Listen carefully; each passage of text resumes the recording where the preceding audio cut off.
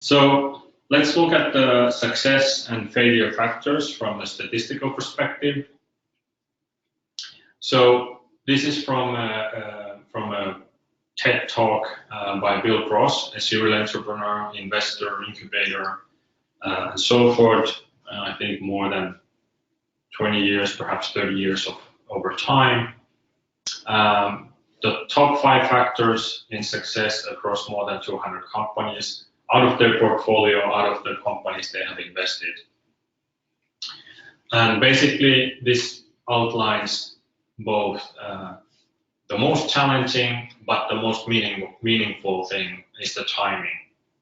So it's the biggest factor of finding the right timing. There can be products and services that are way too early to the markets and they fail. They never get validation because of that.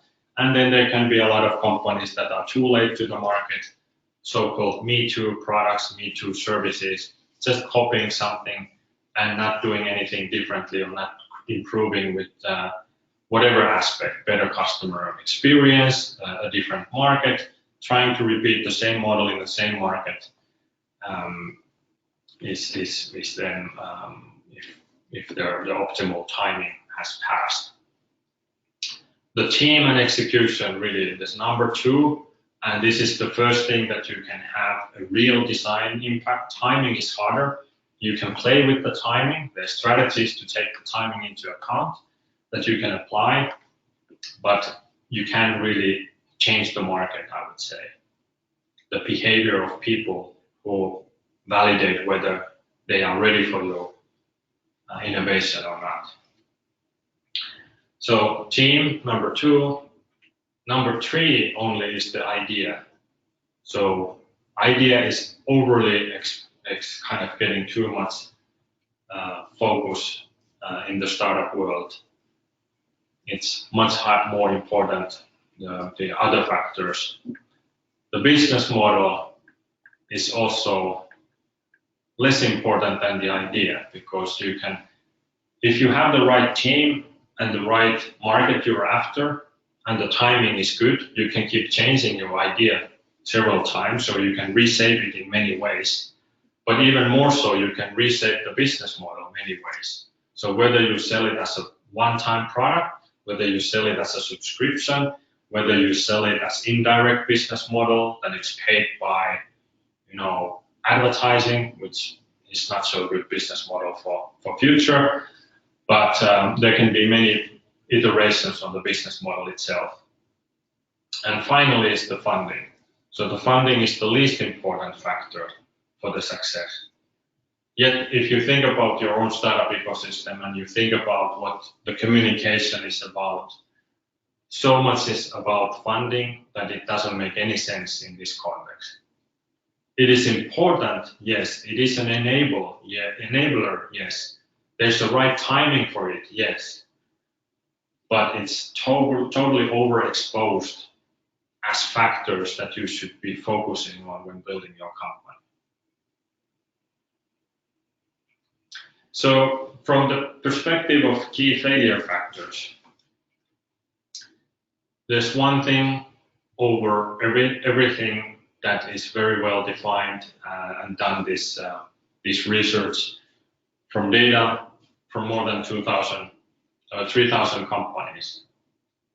This is a report by Startup Genome. The name has changed, that organization, so if you Google Startup Genome, you will find many things that are different than this, but you can find the original as well. I think this was done maybe 6 years ago, 7 years ago. In the material, there's a link to the actual research. So what does this premature scaling mean? It means that the balance is key. It means that if we look at the success factors, is that you don't focus only on timing, you don't focus only on team, you don't focus only on idea. But even if you think about these percentages, you should give this much percentage value for these different aspects.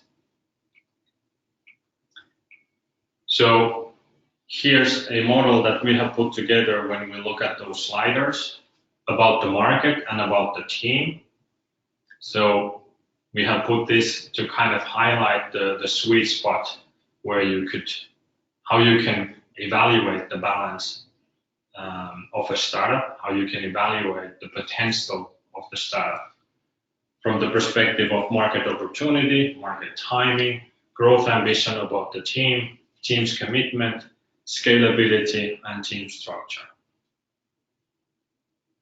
So these are the key elements from those two perspectives, the market and the organization. But it doesn't mean that the other aspects wouldn't be important as well.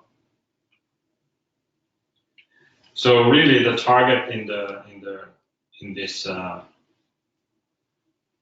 building the company in a balanced manner is, when there's a saying to fail fast, you have to learn to fail fast. You know, in some of these like in judo and karate and these things, they learn you how to fall.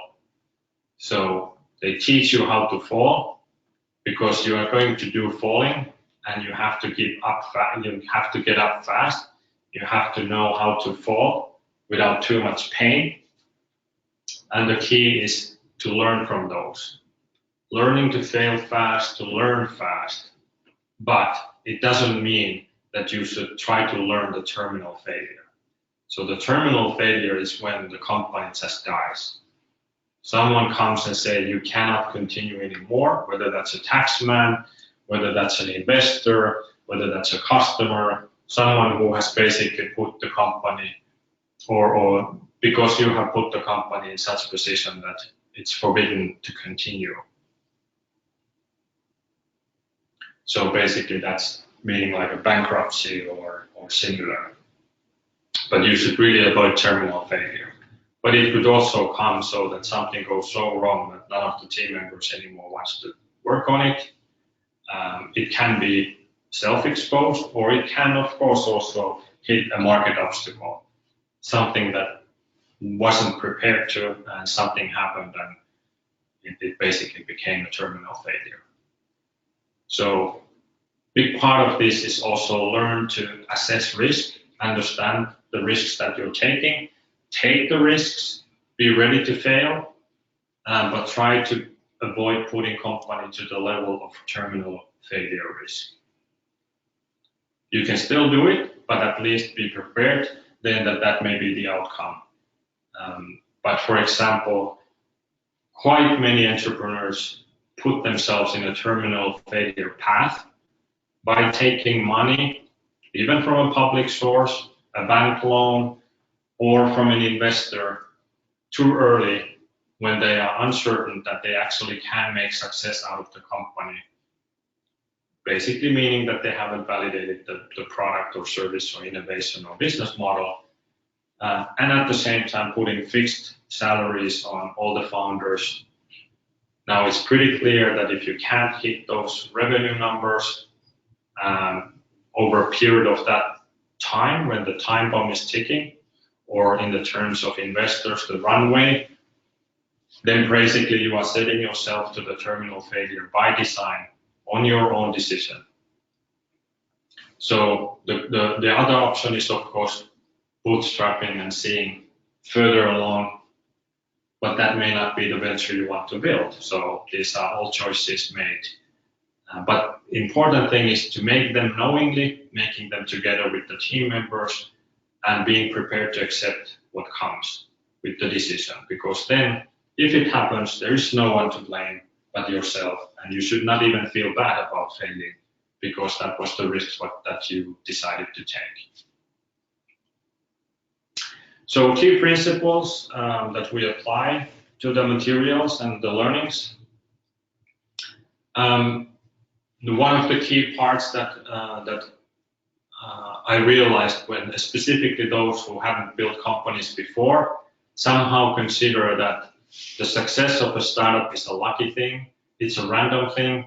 If you put enough, like a support organizations or policymakers' perspective was that if we just get enough startups, certain number of those will be successful.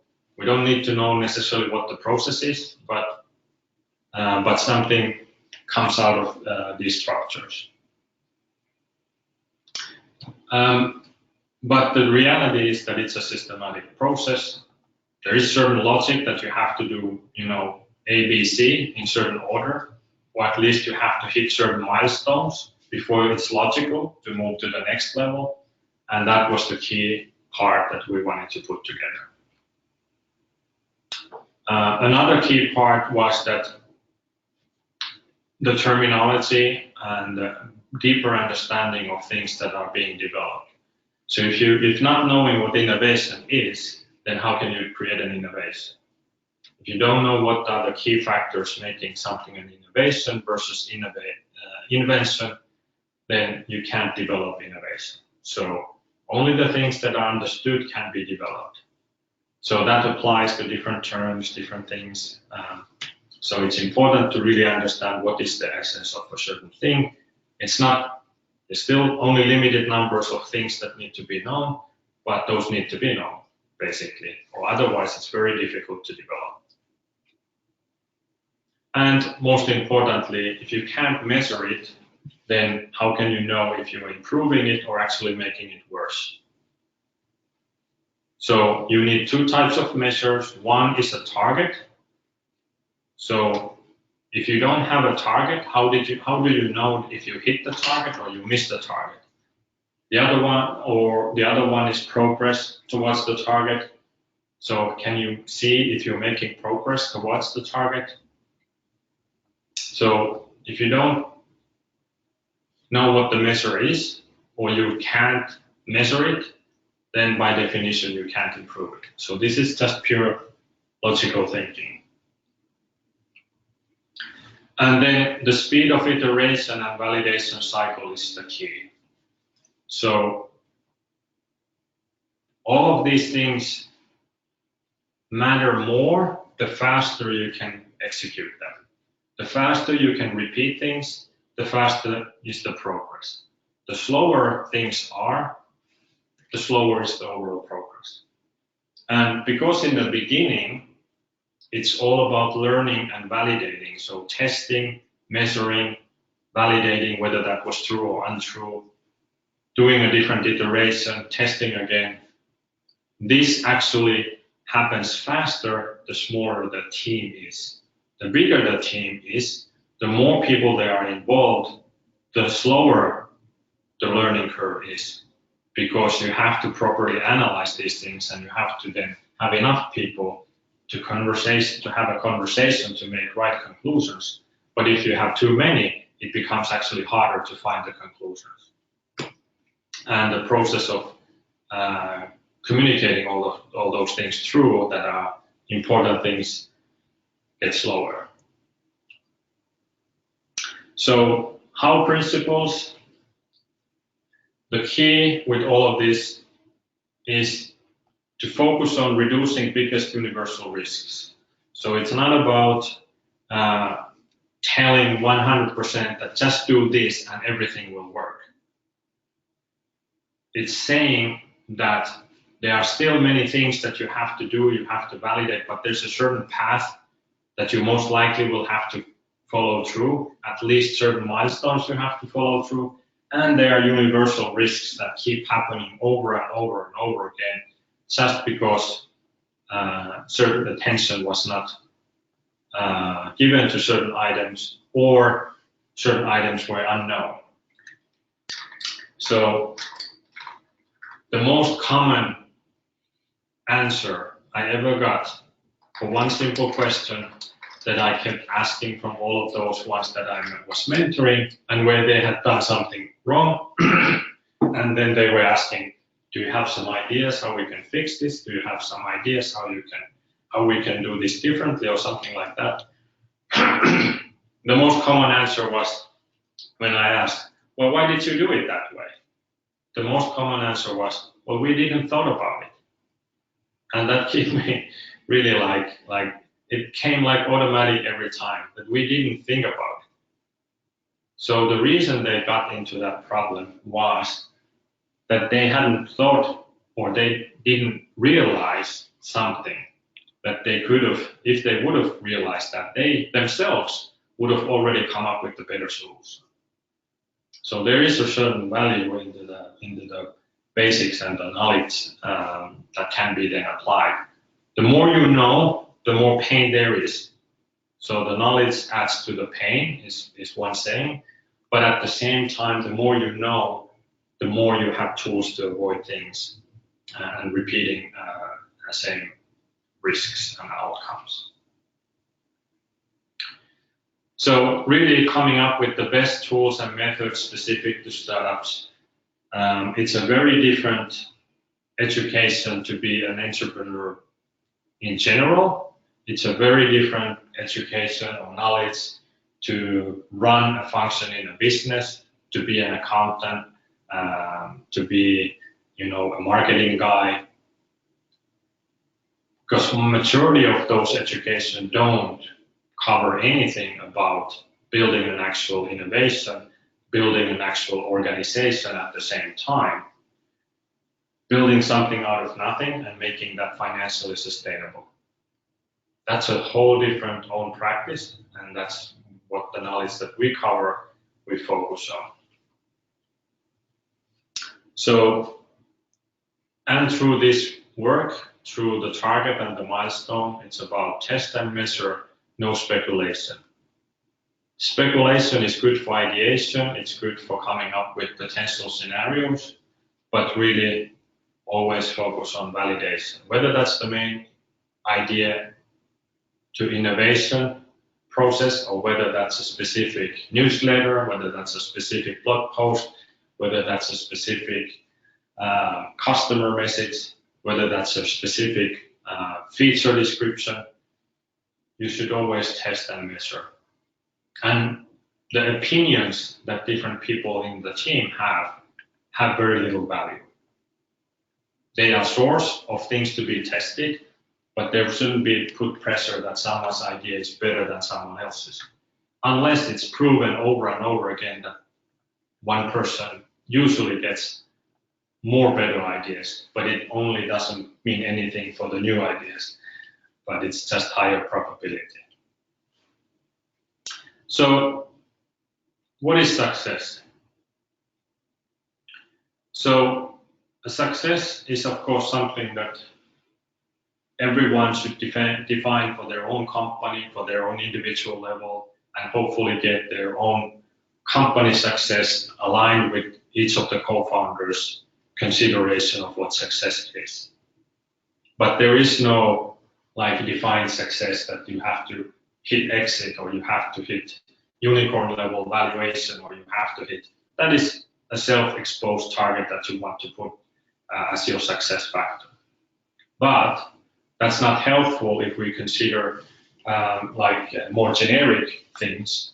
So regardless if we think success in a form of startup to becoming a scale-up, it basically means that big part of this is creating the product or service that creates new value to known set of customers. And basically alongside you have to build this organization. So basically this is the more generic perspective of what happens regardless of the ambition level, unless you just want to be a small business. So a big company or a great company, a company in general, involves all these different roles and factors in the structure. You have board of directors that are looking after the strategy and not get you overly confused about all the operative level things. You have operative management that is executing the strategy and managing the resources, whether that's the people, whether that's money, whether that's budget and so forth. So you have this strategy level, you have this operative level, you have external advisors and partners at both in strategy level and operative level. You have, of course, your customers, which is the whole foundation of the business.